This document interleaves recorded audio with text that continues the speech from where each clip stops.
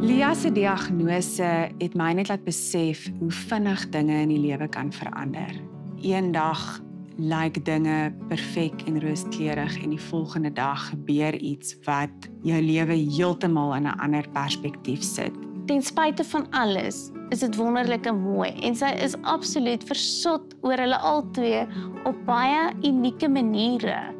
Jy weet, sy sal soveel keer en dan sê sy net vir my die foto en sy sê, kyk Lia, kry jy 'n mooier dogtertjie, kyk haar wimpers, is sy nie net pragtig nie? En sy lewe vir die klein goedjies, die klein oorwinnings, die klein mylpale in albei se lewens, jy weet.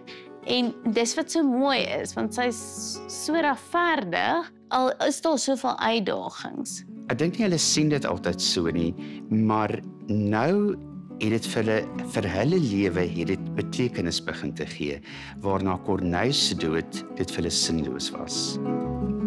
Ek dink die impak van Lia se diagnose verander elke dag. Finansiëel, natuurlik is daar is onkostes.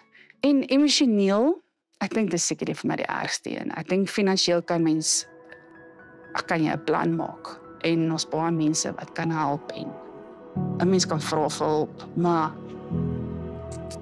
emosioneel dink ek is die ene wat mense nie meer kan help nie, want as die deur in die aand toe gaan, is dit ek en my 2 kinders. Ons is alleen en ek's alleen met my gedagtes.